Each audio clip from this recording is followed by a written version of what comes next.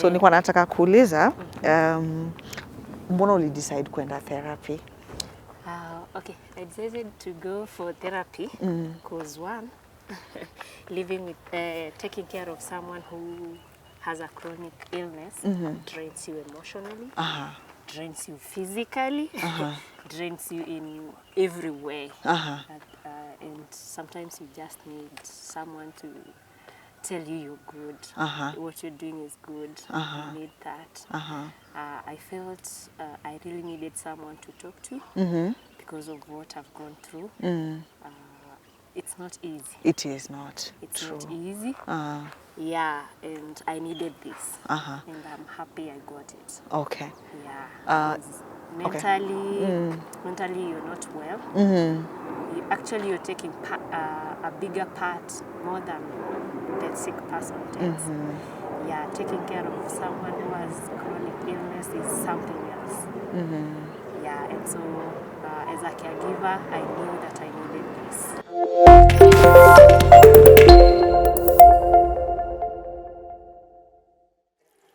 So kids. Yes. Mmepatana na Temesi for how long? Kupatana ama kuoana? Kuoana. Ama kujuana.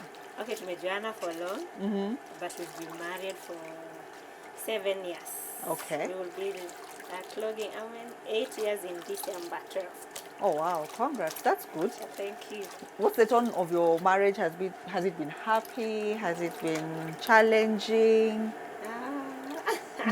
What do I say? Okay, every marriage has its own challenges. And I would say ours has been happy and at the same time with challenges, just like any other. Just like any other, eh? Yeah. Kama ungepata choice, kama ungepata chance, nini unaweza change kwa marriage yako? But I would get any chance. It would just be for my husband to be well. Wow. Yeah. I appreciate that. I appreciate that. So from a caregiver perspective, and kama wewe mtu ambaye you're the one who stays with the person who's unwell, how has it been for you? Like I said, we have our own challenges, and being a caregiver, I think you're the one who digests more. And yeah, sometimes it's really draining. Sometimes it's just smooth. So it varies. Yeah. Today in the morning, we met you when you're going for therapy. Yes. And I think you mentioned that this is the first time you're going for therapy. Yeah. Why? What informs that decision? I know you had mentioned that, sometimes you feel like you need someone to talk to.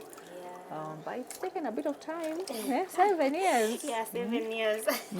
So this time ukasema, like, no matter what, this time I'm just going to do it. I think for me it reached a point that I felt, I'm not well. I'm not well.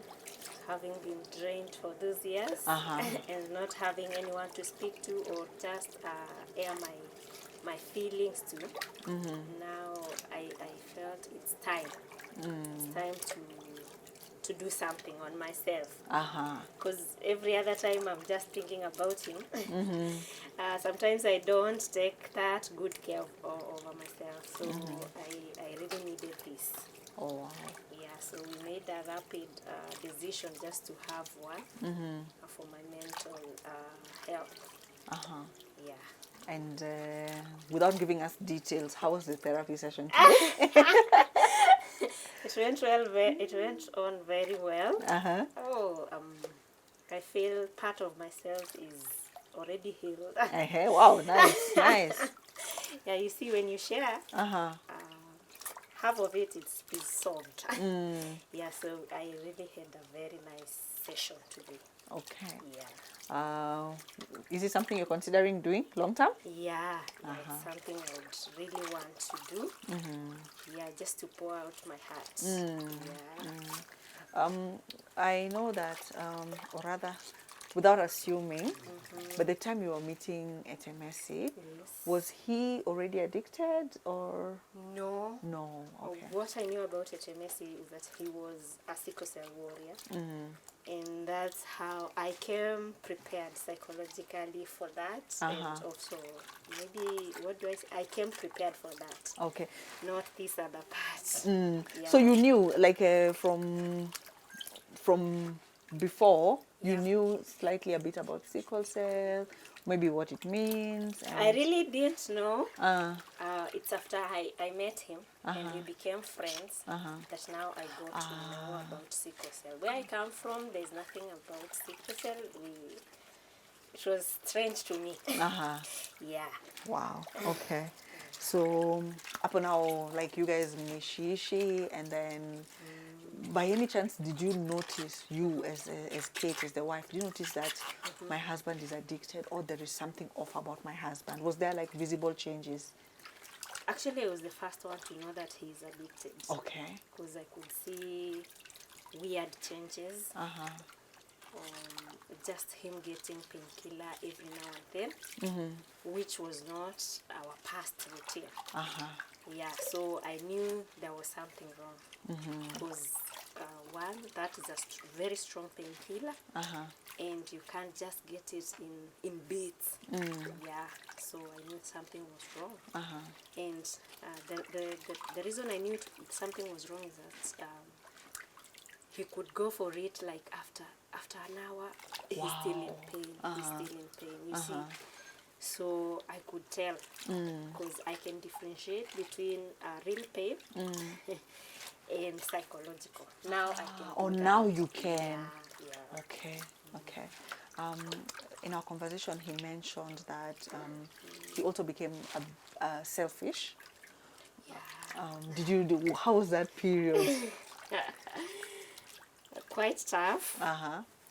Because you see now everyone has their own goal. I'm looking forward him. He's looking for drugs or for the drug. I mean, for the pain med. So it's like we are not meeting our goal together. Yeah. So I felt he had become selfish. And did you guys speak about it? How did you go around it? Whichever question you feel is a bit intrusive, you can be like, no, JF, I don't want to go there. Oh, it's something that we've been doing. So, but you see, for him, he will not tell you. He could not tell the truth. Because you see, I have to pester to get the truth. To get the information. And he wants me to be okay. So sometimes he would lie to me. But, yeah, it reached a point now we began opening up. Not so long ago, and it's helping our relationship. Okay. Yeah. I'm happy to hear that. Yeah. And with the Lamo, your son, he mentioned that he also knew the drug itself. He knows it even by the name. Yeah, he knows even the name by itself. Yeah. How was that? Like, how did that happen? Is it just like fading Kabisa and forgetting even the family, forgetting you? How did it reach to that extent? It was so much that even after I confront him, because now it reached a point I could even confront him before our son. It was getting that serious. So he could, the money he gets, the first thing he thinks of is pain med, not the family. And so that's how our son got to know that dad is doing something that is not right. And yeah, he even began praying for him. Wow. Yeah. Yes. Wow, that is, it's heartbreaking. It's heartwarming to hear that he prays for him, and heartbreaking to hear that, Lamo had to experience that and to go through that. And today, this act of you saying I'm going for therapy also speaks a lot. What were the signs for you to know that, by the way, I'm not okay? I'm just not okay. There's something. I'm not myself. Most of the things could just trigger I know myself. I'm quiet. and I don't like being loud.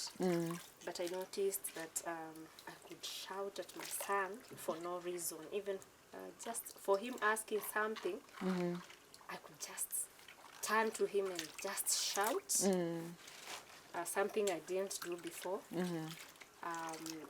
I could even also confront my husband at a tone that is not that is not friendly. Yeah, and I had headaches. Okay.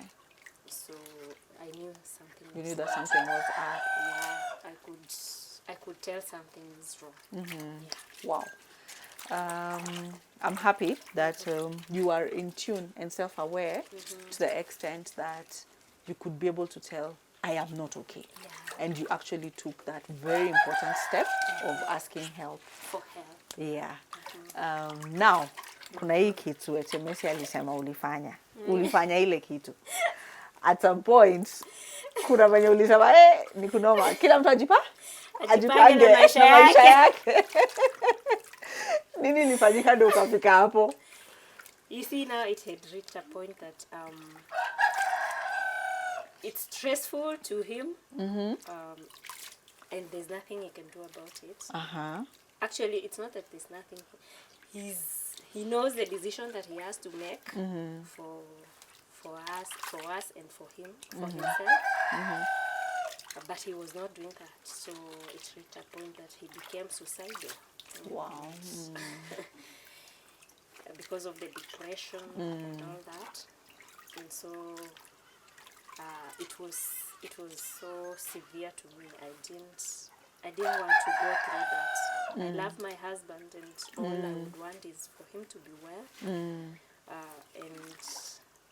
me not being well, I could not handle him at the time. So I needed a break, and that break came from my dad, me calling my siblings and dad, and dad just telling me, you know what, my daughter, you don't have to die because of this. Just come home. Just come back. Yeah. Okay. And I know, Kate, when you're taking care of somebody who's unwell, especially a chronic illness, sorry, let me not be in your way, sometimes yourself, you are left hanging there with no one to take care of you. Without support. Yes. For you, can you say that you felt like everybody was focusing on Etemesi, and then no one hardly ever asks about Kate? Is Kate okay? Actually, that has been the case. You see, most of the people and most of the friends, they know Etemesi is a sickle cell warrior, and so they know that he has pain. There are those episodes of pain. They know him very well. So for them, their first focus will be just Etemesi. Yes. Unajua ni mgonjwa. Unajua Etemesi anakuanga mgonjwa. So they don't see Kate. There's no Kate in the picture. Yeah, so I felt like I didn't have a strong support system. Yeah. Wow. How did you go around that? Because it's been years. It's been years. So now I have, I said I'm quiet. So for me to open up, I have to trust you first. Yes. So there are people that I've trusted now in this journey, and I can share my story. I can share my feelings to them, and that's even how my therapy began. Okay. Someone just suggested, Kate, you need a therapist. Yes. So I'll say, yeah, they are friends. But until you tell them your story, they can't understand. They can't understand. They'll only see the part of Etemesi being sick and the part of Etemesi struggling, but they don't see the part of Kate being there at all. Yeah. And supporting him and standing by him. Yeah. And I love that something you said when you're washing this mboga that you're going to prepare for us. I'm so excited to have.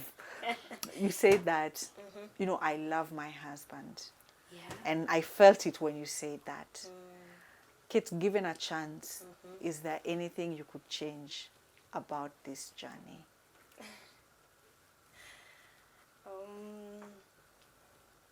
Given a chance, I think it will just be taking away the addiction story of us. If that, I think that is what has affected me most. And given a chance, it would never have appeared. It would never have even been in the picture. Yeah, in our lives. Yes. I feel that.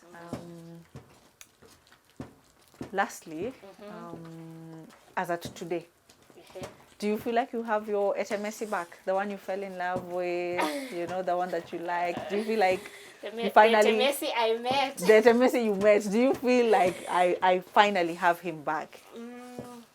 It's a journey. Uh-huh. And I'm grateful that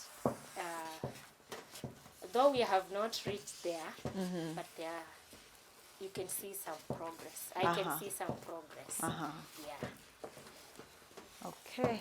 I am so thankful for you opening up, because you said a very important thing, that you only open up to people that you trust. True. And that means I have joined the club. Yeah, you've stolen my heart. I've stolen your heart. So thank you very much for opening up. You're welcome. Thank you for cooking for us. Thank you for welcoming us to your home. Karibuni, anytime. Tunashukuru Anytime. sana. I love visitors. Yeah, and I can do anything just for them to feel comfortable. Poleni, it's just that I had other nini you could have eaten earlier. It's okay. Either way, it is fine. We are so thankful. Thank you so much, Kate. Karibuni. Aye.